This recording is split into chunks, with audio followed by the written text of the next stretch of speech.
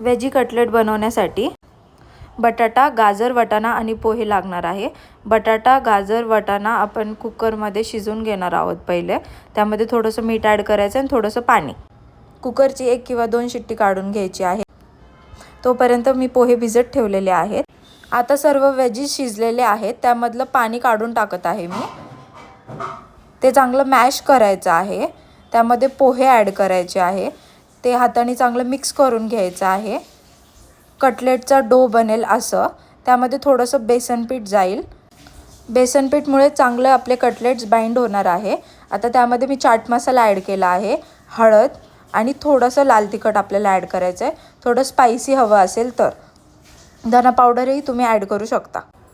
आता सर्व spices add करून झालेले आहेत। त्यामध्ये मीठ ॲड करायचं आहे। आता आपला डो रेडी करून घ्यायचा आहे। तव्यावर थोडंसं तेल टाका।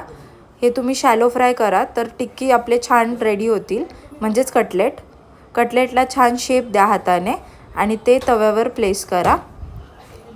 ते चांगलं फ्राय होऊन द्या दोन्ही बाजूने। आता कटलेट टिश्यू पेपरवर काढून घ्या, म्हणजे त्यातलं जे रिमेनिंग तेल आहे ते सगळं निथळून जाईल टिश्यू पेपरमध्ये आणि हे छान तुम्ही केचप किंवा चटणी बरोबर एन्जॉय करू शकता। Veggie cutlet.